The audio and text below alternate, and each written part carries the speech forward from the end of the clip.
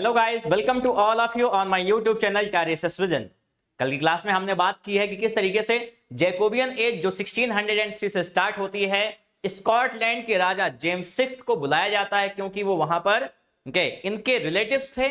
अभी तक जो वहां पर रूल कर रहे थे, यानी क्वीन एलिजाबेथ की जो ट्यूडर डायनेस्टी थी, उनसे जब क्या किया जाता है, रिलेशंस को मिलाया जाता है, तो ये पता चलता है कि स्कॉटलैंड के किंग जेम्स सिक्स क्या हैं, उनके रिलेटिव हैं। और इसी आधार पर, रॉयल लिनियज के आधार पर, किंग जेम्स फर्स्ट को वहां बुलाया जाता है और वो वहां के राजा बनते हैं। आगे चल करके हमने देखा कि किस तरीके से उनकी कई सारी पॉलिसीज ऐसी थी जिसके कारण वो थोड़ी कंट्रोवर्सी में भी रहे, जिसमें डिवाइन राइट ऑफ किंग एक अहम मुद्दा रहा। गन पाउडर प्लाट में हमने देखा कि किस तरीके से वहां पर राजा को और उसके साथ साथ पूरी पार्लियामेंट को उड़ाने की कोशिश की गई, एक फेल्ड अटेम्प्ट हुआ और गाई फॉक्स वहां पे पकड़ा जाता है। आज की वीडियो में हम बात करेंगे जैकोबियन एज के लिटरेचर में कौन कौन से राइटर्स वहां पर हैं जिन्होंने लिटरेरी कंट्रीब्यूशन अपना दिया वहां पर उस एज में। देखते हैं।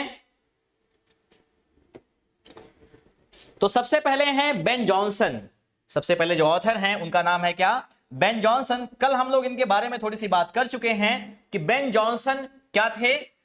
जेम्स फर्स्ट के सुधारों में आप कह सकते हैं, या उनके कंट्रीब्यूशंस में, लिटरेरी कंट्रीब्यूशंस में एक इंपॉर्टेंट चीज थी कि इन्होंने क्या किया, पोएट लॉरिएट की पोस्ट को बनाया। कौन सी पोस्ट को? पोएट लॉरिएट, यानी कि राजकवि जो होते हैं, उस पोस्ट को उन्होंने बनाया। और वहां पर हमको यह देखने के लिए मिलता है कि बेन जॉनसन ऐसे पहले व्यक्ति होते हैं, ऐसे पहले ऑथर होते हैं जिनको क्या किया जाता है, वहां पर उनको पेंशन प्रोवाइड की जाती है पोएट लॉरिएट की। वो एक अनऑफिशियल पोएट लॉरिएट थे। और उसके बाद क्या होता है, ऑफिशियल जो पोएट लॉरिएट होते हैं वो जॉन ड्राइडन होते हैं, जो आगे चल करके चार्ल्स सेकंड की एज में, उनके जो है थ्रोन पर आने के बाद वहां पर बनते हैं। तो बेन जॉनसन के बारे में देखते हैं। बेन जॉनसन का जन्म 1572 में हुआ, यानी शेक्सपियर के जन्म के थोड़े से बाद में, और 1637 में इनकी डेथ होती है। His full name is Benjamin Johnson. इनका पूरा नाम जो है वो क्या है? बेंजामिन जॉनसन है। और इसीलिए क्या है, Ben is the short form of Benjamin. Ben क्या है? शॉर्ट फॉर्म है बेंजामिन का। अब आगे देखते हैं। His father, उनके पिता, an educated gentleman and had his property confiscated and was himself thrown into prison by Queen Mary. यानी क्वीन मैरी जो कब वहां पर थ्रोन पे आती हैं? 1553 में, 1553 में क्वीन मैरी, जिनको हम ब्लडी मैरी के नाम से भी जानते हैं, ये किंग हेनरी 8 और उनकी पहली वाइफ जो कैथरीन ऑफ एरागॉन हैं, उनकी बेटी हैं वो। तो उन्होंने क्या किया था कि बेन जॉनसन के जो फादर थे, उनकी प्रॉपर्टी को कॉन्फिस्केट कर लिया गया था, उस पर जो है कब्जा कर लिया गया उनकी प्रॉपर्टी पे। और इसके साथ साथ क्या होता है, वहां पर वो जो है इनको प्रिजन में भी डाल देती हैं इसके बाद। अब आगे देखते हैं। Prison by Queen Mary, later he came out. और उसके बाद क्या हुआ, बाद में वो जेल से बाहर आते हैं, एंड बिकेम अ मिनिस्टर। और क्या हुए? एक मिनिस्टर भी वो बनते हैं। फॉर अ सर्टेन टाइम, कुछ समय के लिए क्या होता है, for a certain time Johnson may have studied at Cambridge. Johnson क्या किए? वो कैम्ब्रिज यूनिवर्सिटी में भी पढ़ते हैं। बट हिज स्टेप फादर, लेकिन उनके जो स्टेप फादर थे, उनके जो है जो सौतेले पिता थे, उन्होंने क्या किया, सून सेट हिम, बहुत जल्द उनको क्या किया, टू लर्निंग द ब्रिकलेयर्स ट्रेड, उनको इस ट्रेड में डाल देते हैं। यानी उनकी पढ़ाई छुड़ा करके क्या होते हैं, उनको ब्रिकलेयर्स के ट्रेड में डाल दिया जाता है। और ये इंसिडेंट हमको एक बहुत फेमस नॉवेल चार्ल्स डिकेंस की डेविड कॉपरफील्ड में भी देखने के लिए मिलता है, जहां पर क्या हो रहा है कि डेविड जो छोटा बच्चा है, एक स्कूल में पढ़ रहा होता है, उसे क्या करता है, उसका स्टेप फादर जिनका नाम मडस्टोन है, वो वहां से निकाल करके एक वाइन फैक्ट्री में उनको डाल देते हैं। आगे देखते हैं। ही रैन अवे फ्रॉम दिस, वो क्या करते हैं, ये जो ब्रिकलेयर्स ट्रेड था, व्यवसाय, उसमें से भाग जाते हैं। And went with the English army, और अंग्रेजी सेना के साथ चले गए कहां पर, टू फाइट स्पेनियर्ड्स। किसके साथ लड़ने के लिए? स्पेनियर्ड्स के साथ लड़ने के लिए। इन द लो कंट्रीज, यानी ऐसे देशों में चले गए जहां पे उनकी लड़ाई स्पेनियर्ड्स के साथ में थी। और वही आउटकम होता है कि 1588 में ये जो क्या हुआ था, स्पेनिश फ्लीट पर विजय पाई गई थी, वो उसी दौर की ही बातें हैं जब ये लड़ाइयां हो रही थी। आगे देखते हैं। फॉर 24 ईयर्स, यानी कि कितने, 24 सालों तक, for 28 years he was the literary dictator of London. क्या थे ये, एक लिटरेरी डिक्टेटर की तरीके से रहते हैं कहां पर, लंदन में। The chief of all wits that gathered nightly at the Old Devil Tavern, यानी ये जो ओल्ड डेविल टेवर्न नाम की जगह है, यहां पर जितने भी लोग इकट्ठा होते थे, जितने भी इंटेलिजेंट, जितने भी स्कॉलर यहां पर इकट्ठा होते थे, उसमें बेन जॉनसन सबको डोमिनेट करते थे, यानी कि वो एक डिक्टेटर की तरीके से वहां पर रूल करते थे। He restored the classical form of drama, इन्होंने क्या किया, क्लासिकल फॉर्म ऑफ ड्रामा को रिस्टोर किया। और इसका सबसे बड़ा मतलब क्या होता है, मैंने आपको बताया है पिछली क्लासेस में कि इन्होंने क्या किया, followed the dramatic unities established by William Shakespeare. ठीक है, इन्होंने क्या किया, एस्टैब्लिश्ड बाय विलियम शेक्सपियर। ये गलत टाइप हो गया है, यहां पर इसकी जगह पे क्या होगा, एरिस्टोटल।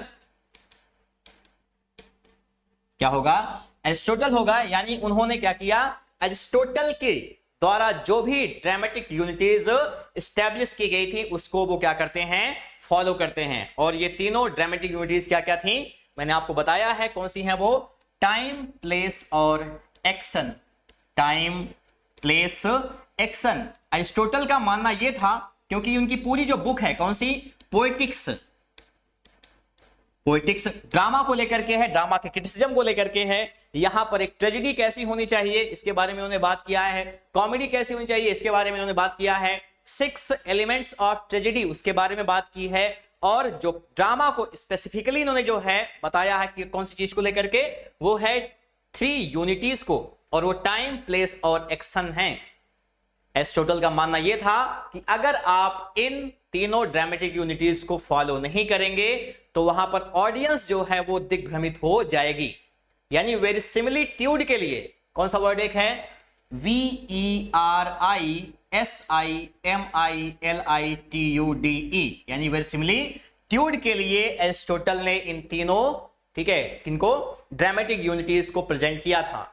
और सबसे पहले जो बात करते हैं वो कौन सी है, यूनिटी ऑफ टाइम। इसके बारे में एरिस्टोटल ने यह कहा है कि प्ले जो है वो प्रोटैगोनिस्ट के, यानी हीरो के 24 आवर से ज्यादा का समय ना ले। कितने घंटे, 24 घंटे से ज्यादा का समय नहीं लेना चाहिए। इसके बारे में उन्होंने कहा है एक सन के, ठीक है, राइज होने से सेट होने तक की उन्होंने बात की है।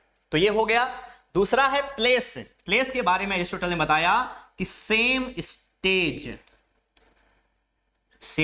या प्लेस, यानी एक्शन जो है वो क्या हो, वो एक ही जगह पर घटित होना चाहिए, एक ही स्थान पर। नहीं तो क्या करेंगे आप, अगर उसमें बहुत सारी चीजों को दिखाएंगे तो ऑडियंस जो है वो कंफ्यूज हो जाएगी, वो समझ नहीं पाएगी। तीसरा क्या था, एक्शन। एक्शन के बारे में एरिस्टोटल ने क्या कहा कि प्ले जो है या तो अगर वो ट्रेजेडी है तो वो ट्रेजेडी हो, अगर वो कॉमेडी है तो वो कॉमेडी हो, और उसमें नो सब प्लॉट, कोई सब प्लॉट भी नहीं होना चाहिए। इस तरीके की बातें एरिस्टोटल ने अपने किसमें, पोएटिक्स में इन सारी बातों को किया हुआ है। लेकिन ज्यादातर करके, खास करके शेक्सपियर क्या करते हैं, उनके इस फॉर्मूला को नहीं अपनाते हैं। लेकिन बेन जॉनसन क्या कर रहे हैं, वो उन सारी जो है ड्रामेटिक यूनिटीज को फॉलो कर रहे हैं। अब आगे देखिए, हाँ, इसको याद रखना है कि यहां पर क्या करना है आपको, विलियम शेक्सपियर की जगह पे एरिस्टोटल।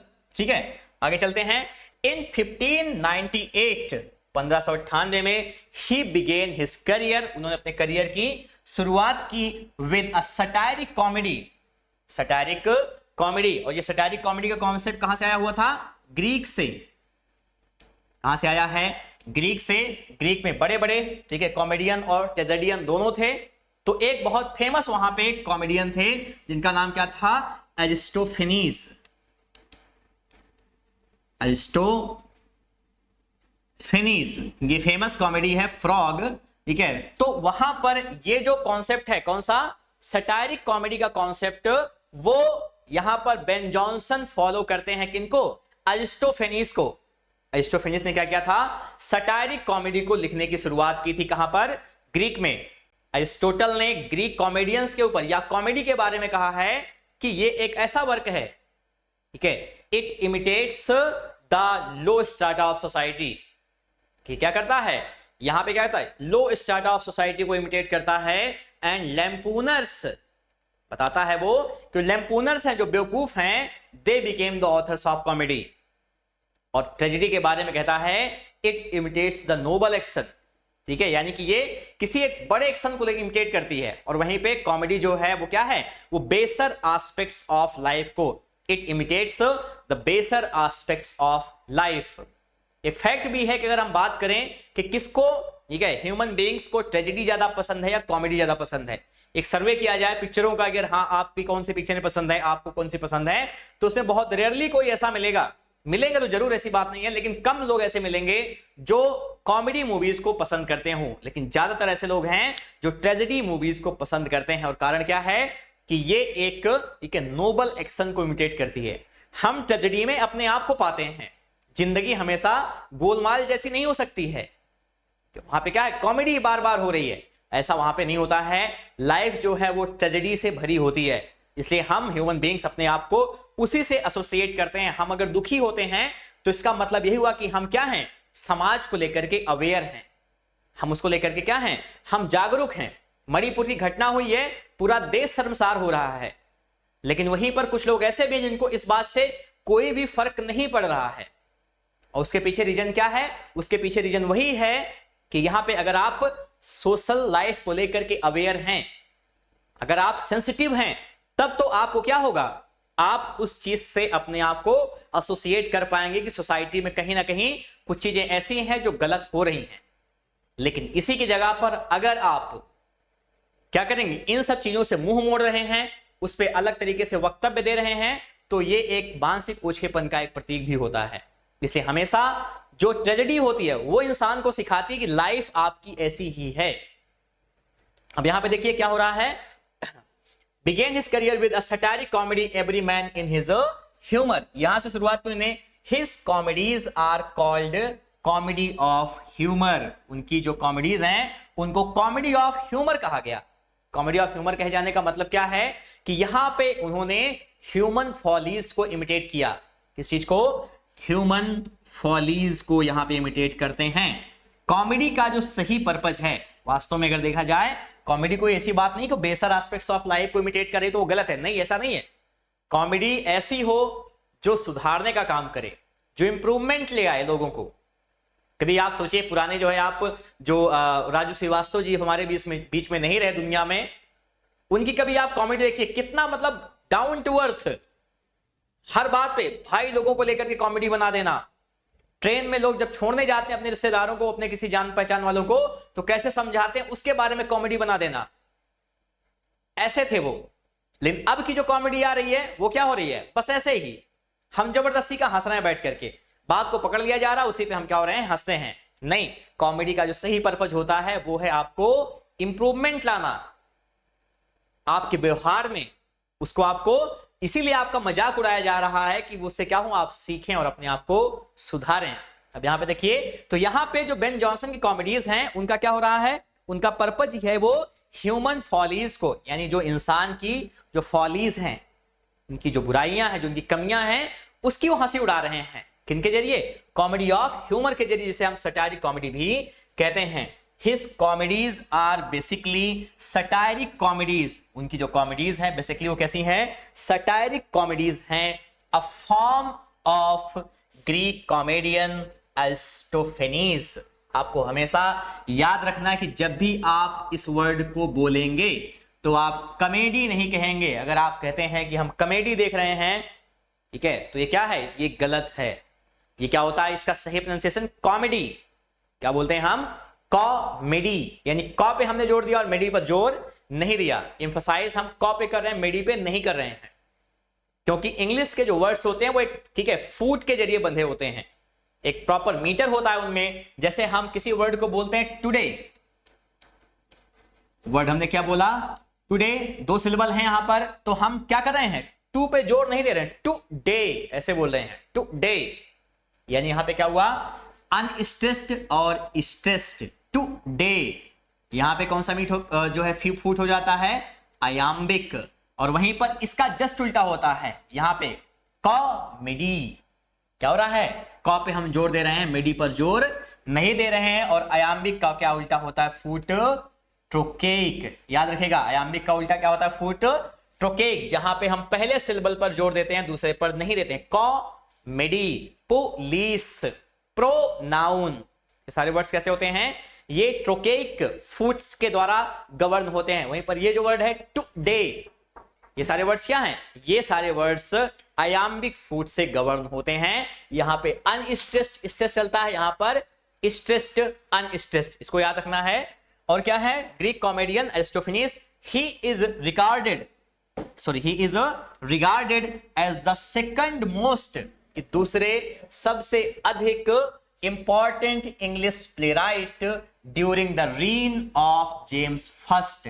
जेम्स फर्स्ट के दौर में माना जाता है कि सबसे दूसरे यानी शेक्सपियर के बाद में क्या हो रहा है कि दूसरे जो सबसे बड़े प्लेराइट हैं वो कौन है, बेन जॉनसन, यानी कि बेंजामिन जॉनसन। आगे देखते हैं, एज एन एक्टर, बतौर actor Johnson was the protagonist.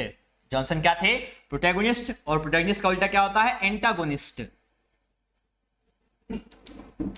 Antagonist, protagonist आपको हीरो की तरीके से आप समझ लीजिए इक्विवेलेंट है, और इसका उल्टा क्या होता है, एंटागोनिस्ट। तो वाज द प्रोटैगोनिस्ट हेरोनिमो, ये कौन सा प्ले है आपका, द स्पेनिश ट्रेजेडी। मैंने आपको बताया है इसके बारे में पिछली क्लासेस में, कौन सा प्ले है, स्पेनिश ट्रेजेडी। वहां का कैरेक्टर है in the play the Spanish tragedy by Thomas Kyd. Thomas Kyd ये वही यूनिवर्सिटी विट्स हैं जिनको हम किसी भी यूनिवर्सिटी में एडुकेशन ना पाने के बावजूद भी इस ग्रुप में इंक्लूड करते हैं। आगे देखिए, Ben Jonson was the first on the position to be the type of poet laureate, यानी राज कवि ये पहले थे, लेकिन कैसे, अनऑफिशियल। हमेशा इस बात को याद रखना है, कैसे हैं ये, अनऑफिशियल। ऑफिशियल कौन है, John Dryden of England, to receive a pension during the reign of James first, यानी कि जेम्स फर्स्ट के शासन काल में इनको पेंशन दी गई थी। जॉनसन डाइड, जॉनसन की मौत होती है इन 1637 में, and buried in Westminster Abbey, ये वही जगह है पोएट्स कॉर्नर वाली, Westminster Abbey, with the inscription, और उस पर लिखा है क्या, ऑन हिज ग्रेव, क्या बोलेंगे इसे हम, एपिटाफ। ये जो इंस्क्रिप्शन होता है उसे हम क्या बोलते हैं, एपिटाफ। और उस पर लिखा क्या हुआ है इनके ग्रेव पे, ग्रेव स्टोन, ओ रेयर बेन जॉनसन। क्या लिखा गया है ग्रेव पर, ओ रेयर बेन जॉनसन। आपको याद रहे कि वेस्टमिंस्टर एबी में उस जगह पर पोएट्स कॉर्नर में सबसे पहले किसको दफनाया गया था, जॉफ्री चौसर को, जॉफ्री चौसर याद रखना है। और यहां पे किसको, बेन जॉनसन को, और वहां पे क्या लिखा गया है, ओ रेयर बेन जॉनसन। आगे बढ़ते हैं अपनी वीडियो में। हिज फेमस वर्क्स आर, देखते हैं उनके फेमस वर्क्स। पहला है every man in his humour, पहला वर्क कौन सा है, every man in his humour, और ये आया 1598 में। और ये 3 प्लेस का एक कलेक्शन था। पहला प्ले क्या था इसमें, every man in his humour, first of 3 satires, ये तीनों क्या थे, सटायर थे, सटायरिक कॉमेडी ये लिखा ही करते थे। द 2 अदर्स आर, तो दूसरे प्ले से उनका नाम क्या है, सिंथियाज रेवेल्स, यानी every man in his humour के बाद अगला प्ले कौन सा आया, सिंथियाज रेवेल्स। और तीसरा आया है द पोएटास्टर, क्या नाम है, द पोएटास्टर तीसरा प्ले है। अगला है प्ले इनका every man out of humour, एक तो every man in his humour, every man out of humour, और ये कब आया 1599 में। अगला प्ले है the alchemist, the alchemist play, the alchemist novel, बात की मैंने आपसे, याद होगा आपको। द अल्केमिस्ट नॉवेल किसकी है, द अल्केमिस्ट नॉवेल है ब्राजीलियन ऑथर पाउलो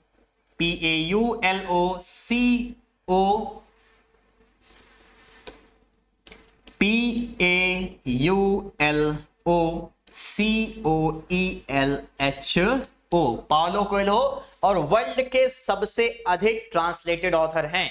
इसका मतलब क्या हुआ कि इनकी जो नॉवेल्स हैं, चाहे वो द अल्केमिस्ट हो, चाहे वो एडल्ट्री हो, या कितनी फेमस नॉवेल्स हैं, वो सारी क्या है, दुनिया में जितनी भाषाएं हैं उनमें सबसे अधिक ट्रांसलेट हुई हैं। Brazilian author the alchemist, famous कहानी सेंटियागो की, मैं आपसे बात भी कर चुका हूं पिछले। और एल्केमिस्ट का मतलब क्या होता है इसके बारे में हम बात कर लेते हैं। एल्केमी एक प्राचीन एंशिएंट केमिस्ट्री की क्या है, एक विधि है।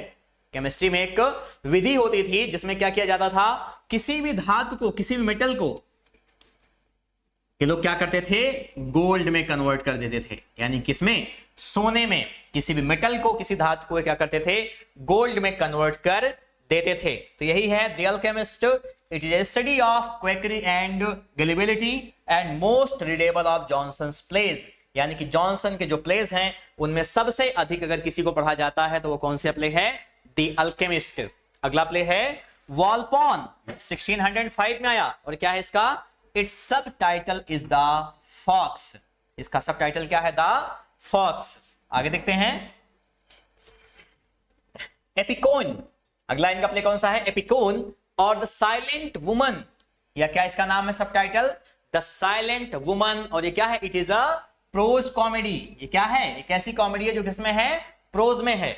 अगला देखिए सेजानस, इट इज अ ट्रेजेडी, 1603 में आता है। और उसके बाद आता है कैटिलिन, जो कि खुद क्या है, एक ट्रेजेडी है।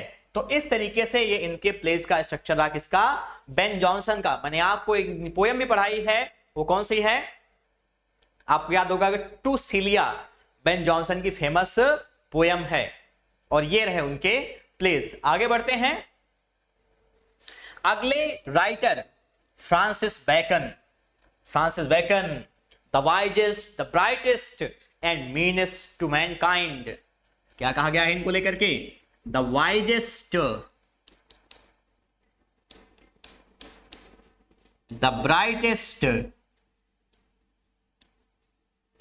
And meanest to the mankind. सोचिए तारीफ किस तरीके से हो रही है, वाइजेस्ट सबसे बुद्धिमान, ब्राइटेस्ट सबसे बढ़िया होनहार, लेकिन कैसा, मीनेस्ट टू द मैनकाइंड। क्या हो रहे हैं, मीनेस्ट टू द मैनकाइंड, मानवता को लेकर के कैसे हैं, मीन काइंड हैं।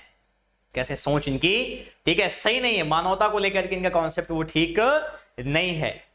अब यहां पे क्यों और किसने कहा, तो ये स्टेटमेंट कहा किसने, अलेक्जेंडर पोप ने।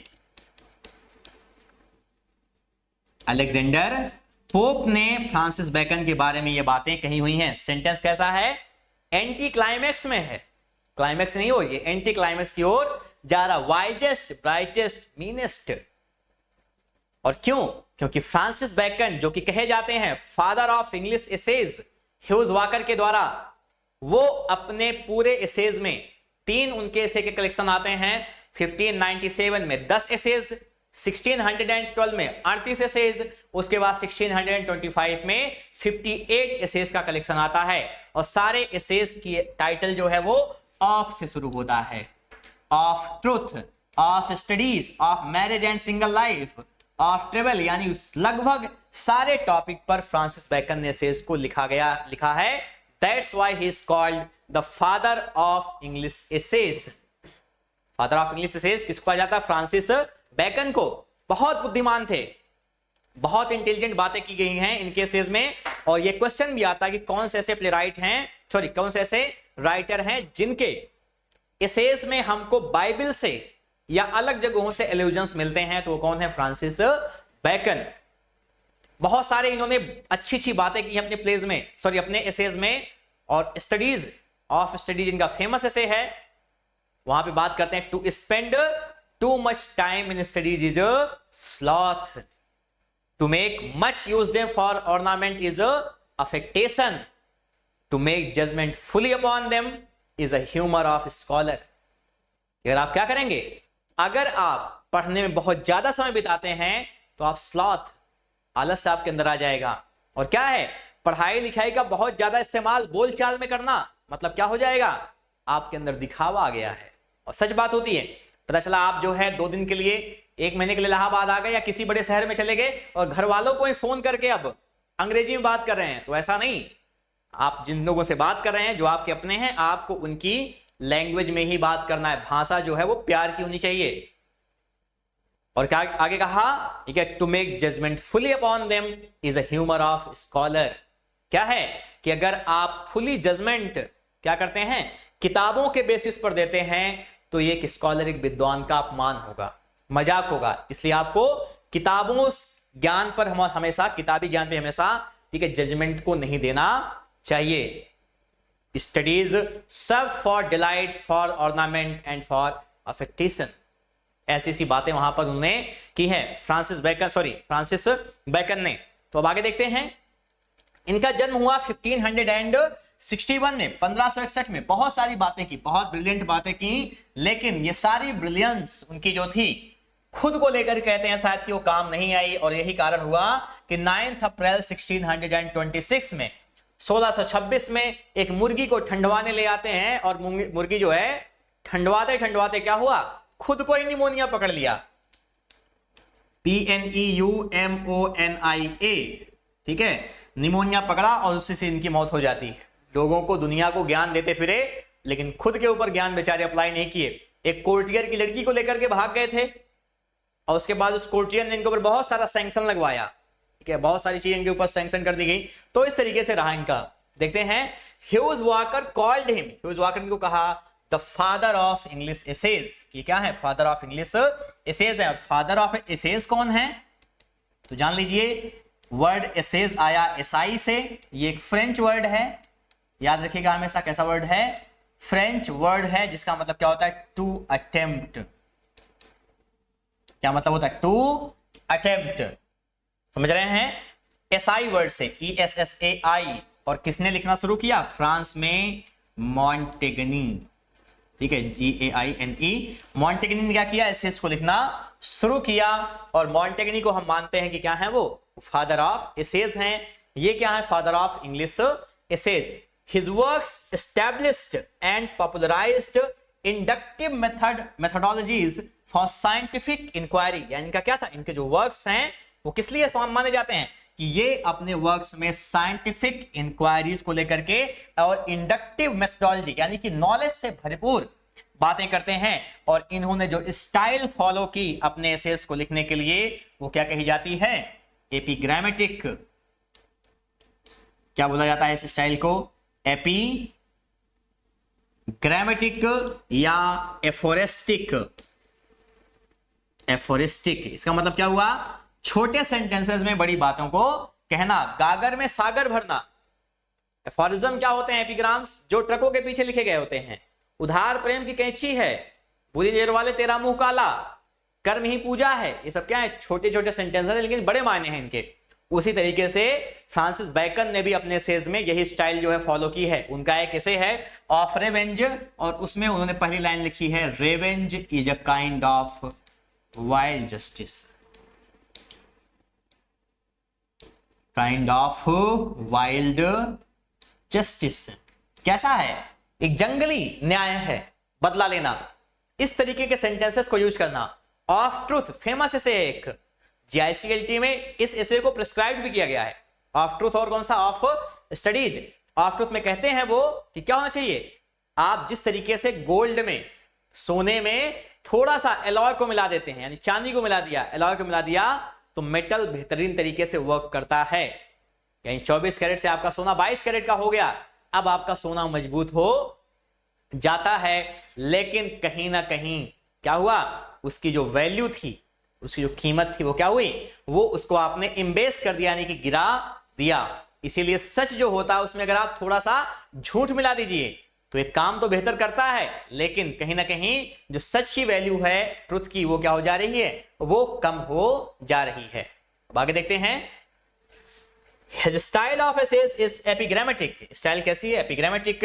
अलेक्जेंडर पोप called him, इनको कहते हैं the wisest, the brightest and the meanest of the mankind। कि आप बातें तो बढ़िया करते हैं, wisest, brightest वाली, लेकिन ये जो बातें हैं वो कैसी हैं, meanest of mankind हैं, यानी वो प्रैक्टिकल बातें हैं। अगर आप इनको मोरल या एथिकल वैल्यूज के बेसिस पर आप इन्हें चेक करेंगे तो वहां पर आपको चीजें सही नहीं मिलेंगी। आगे देखते हैं। मोस्ट ऑफ हिज वर्क्स, ज्यादातर उनके जो वर्क्स हैं, आर रिटन इन लैटिन, इस भाषा में लिखे गए हैं, लैटिन में। हिज एसेज, एसेस कैसे? अपीयर्ड इन 1597 1597 में 10 एसे, 1612 में 38 एसे, और उसके बाद इन 1625 58 एसेस को लेकर के आते हैं। द एडवांसमेंट ऑफ लर्निंग 1605, और क्या नोवम ऑर्गेनम कैसा वर्क है? लैटिन में, याद रहे नोवम ऑर्गेनम किस भाषा में है? लैटिन भाषा में पूछा जाता है ये। 1620 the new Atlantis utopian work है, यानी टॉमस मूर का जो यूटोपिया था उसी तरीके से इन्होंने एक और वर्क को लिखा जिसका नाम द न्यू अटलांटिस है। और कौन सा एक वर्क कौन है जो माना जाता है यूटोपियन वर्क है? जानते हैं, वो है गुलिवर्स ट्रेवल्स, लेकिन उसके चारों पार्ट्स नहीं। गुलिवर्स ट्रेवल्स का जो चौथा सेक्शन है, यानी कि वो 4 जगहों पे जाता है। जोनाथन स्विफ्ट की नॉवेल है गुलिवर्स ट्रेवल्स, जोनाथन स्विफ्ट, ठीक है, उसकी जो नॉवेल है गुलिवर्स ट्रेवल्स, उसमें जो गुलिवर है वो 4 जगहों पे जाता है, और उसमें चौथी जगह है that is known as land of Houyhnhnms, HOUYHNHNMS, land of Houyhnhnms, यानी यहां पे घोड़े राज कर रहे हैं और आदमियों को उन्होंने अपना गुलाम बनाया हुआ है।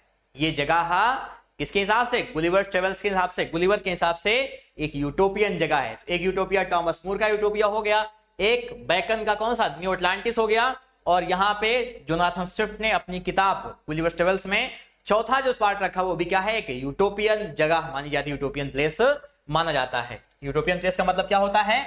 ऐसी जगह जहां पर सब कुछ अच्छा रहे, सब कुछ जहां पर बेहतर हो। आगे देखते हैं। Are his important works, he is famous for his use of wit, aphorisms and polemical statements. कैसे? पोलेमिकल जो स्टेटमेंट्स हैं, ज्ञान से भरे, उनको लेकर के ये फेमस है। देखते हैं other significant writers of the Jacobean period are, अन्य जो सिग्निफिकेंट राइटर्स हैं वो कौन कौन से हैं? जॉन फ्लेचर, ठीक है, इनका a king and no king, the maid's tragedy, ये फेमस वर्क है।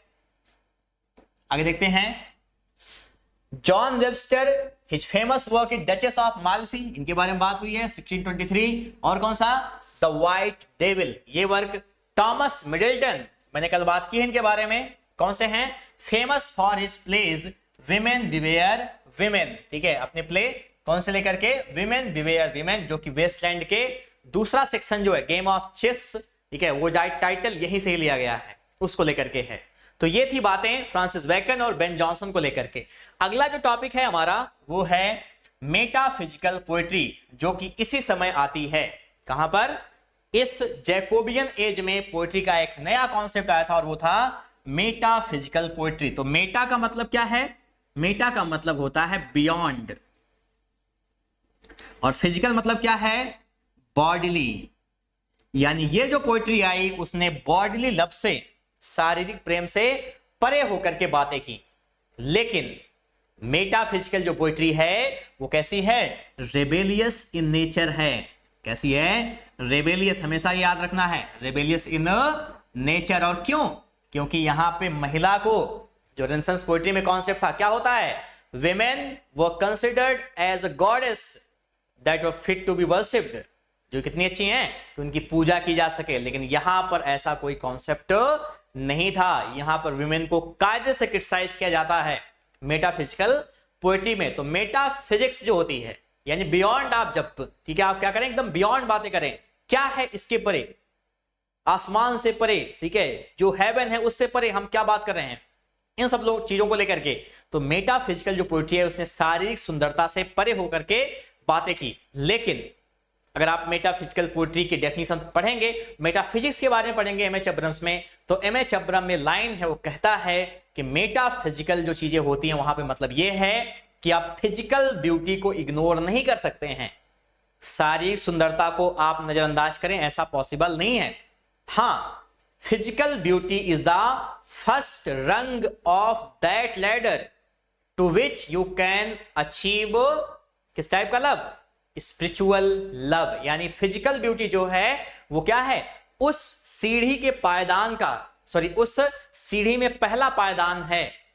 शारीरिक सुंदरता एक सीढ़ी का पहला पायदान है जिस पर चढ़ करके आप स्पिरिचुअल ब्यूटी को यानी स्पिरिचुअल जो है लव को आप अचीव कर सकते हैं, आध्यात्मिक प्यार को।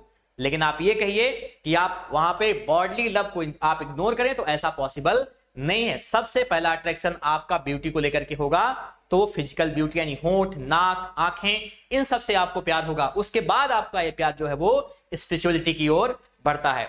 तो मेटाफिजिकल पोएट्स का दौर आया जैकोबियन एज में, और उसमें जो सबसे बड़ा नाम था वो था जॉन डन का।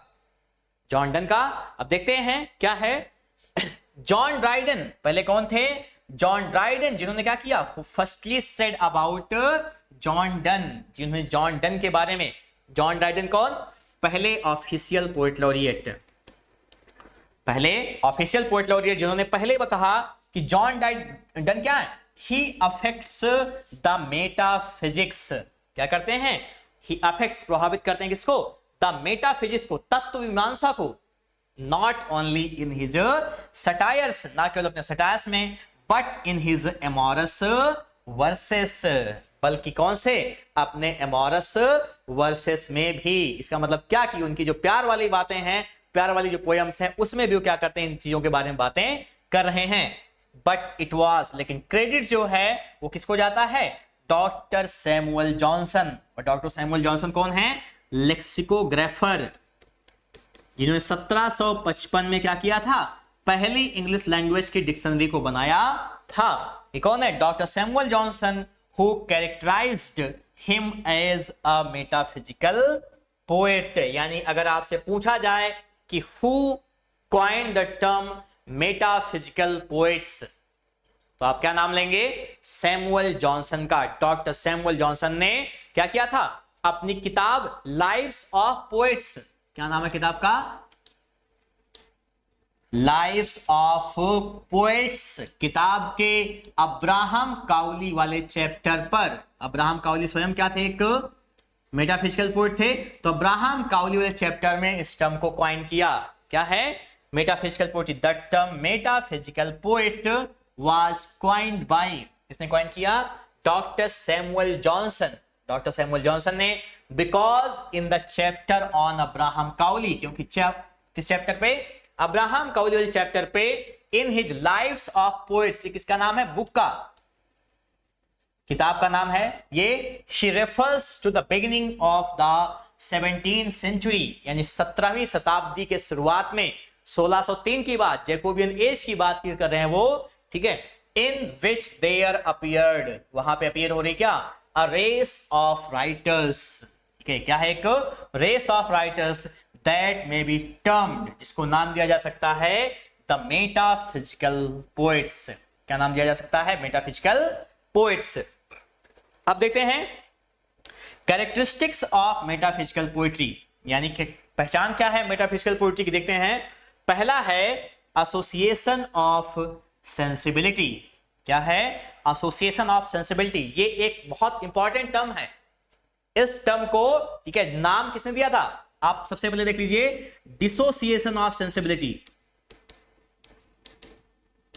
एक टर्म है डिसोसिएशन ऑफ सेंसिबिलिटी। इसका मतलब क्या है? यहां पे इस टर्म को कॉइन किया टीएस एलियट ने। किन्होंने? टीएस एलियट ने इस टर्म को कॉइन किया। और कहां पर? अपने इसे द मेटाफिजिकल पोएट्स में। किसमें? मेटाफिजिकल पोएट्स में। याद रखिएगा, टीएस एलियट ने किस टर्म को कॉइन किया? Dissociation of sensibility. यानी उनका क्या कहना था कि पोएट्री ऐसी हो जहां पर माइंड और हार्ट को हम क्या करें? अलग रखें। यानी पोयम जो है उसमें इमोशन से हम क्या करें? बचें। ऐसा टीएस एलियट का मानना था। लेकिन यहां पर, और इसके लिए उन्होंने टर्म कौन सा दिया था? Dissociation of sensibility. यानी सेंसिबिलिटी को, हार्ट और माइंड को हमें सेपरेटली रखना है। लेकिन यहां पर क्या हो रहा है? मेटाफिजिकल पोएट्री में इस चीज को क्या किया? कंबाइन किया गया। एसोसिएशन ऑफ सेंसिबिलिटी यानी क्या है? Combination of thought and feeling. Thought का मतलब क्या है? माइंड। और फीलिंग का मतलब क्या है? हार्ट। ठीक है, दिल और दिमाग को मिला करके क्या करना? पोयम को लिखना, पोयम को कंपोज करना। Described in literary term section, यानी मैं क्या करूंगा? इसको लिटरेरी टर्म के सेक्शन में आपको अलग तरीके से इसको डिफाइन करूंगा। अब आगे देखते हैं क्या है अगली। Metaphysical conceit. कंसीट क्या होता है? Comparison of to dissimilar objects. Comparison तो सिमिलर भी होती है, असमान तत्वों को लेकर के, है ना, लेकिन ये कंसीट है, यानी क्या मतलब इसका, टू वेरी डिसिमिलर ऑब्जेक्ट्स। कैसे, मैं आपको बताता हूं। जॉन डन की पोयम है एक, द वेलेडिक्सन फॉरबिडिंग मॉर्निंग, MOURNING। वहां पर जॉन डन बात कर रहे हैं किस चीज को लेकर के, वो कहीं जा रहे हैं बाहर और उनकी जो बिलवेड है, उनकी जो वाइफ है, वो रो रही हैं, वो रो रही हैं। तो बात करते हैं कि हमारा तुम्हारा प्यार जो कैसा है, वो एक कंपस के जैसा है। कैसा है वो, एक कंपस के जैसा। आप समझिए, ये हो गया कंपस। उन्होंने बताया कि क्या होगा, मैं कौन सी सुई हूं, ये वाली सुई जो क्या कर रहा है, ट्रेवल पे जा रहा है। ये क्या कर रहा है, वो ट्रेवल पे जा रहा है। और तुम कौन सी सुई हो, तुम वो सुई हो जो फिक्स है।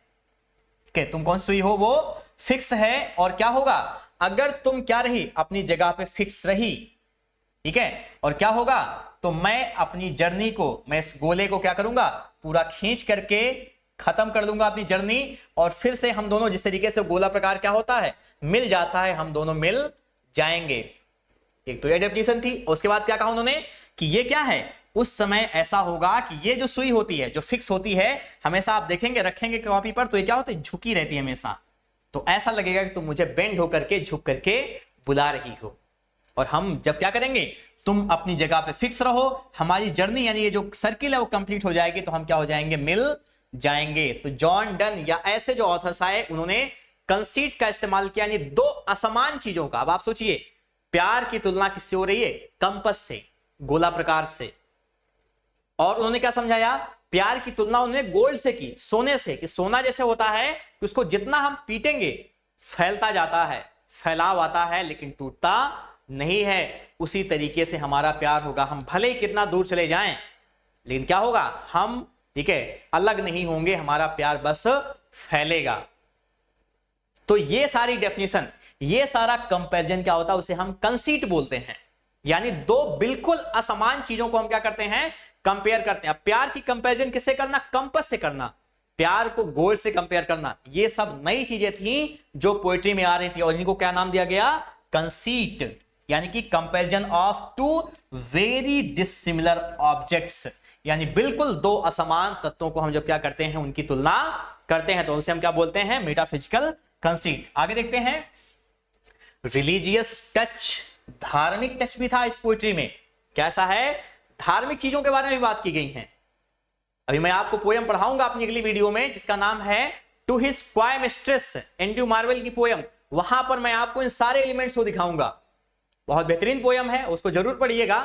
देखते हैं आगे क्या है, हाइपरबली।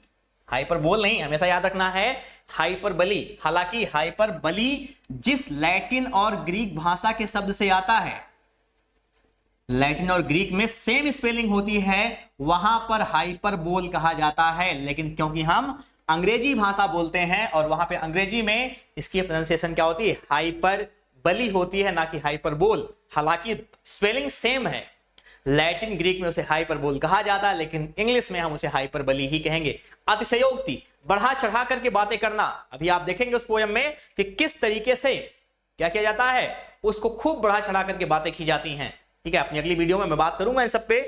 हाँ, अगला क्या है, फेमस मेटाफिजिकल पोएट्स आर। अब देखते हैं फेमस मेटाफिजिकल पोएट्स कौन कौन से हैं।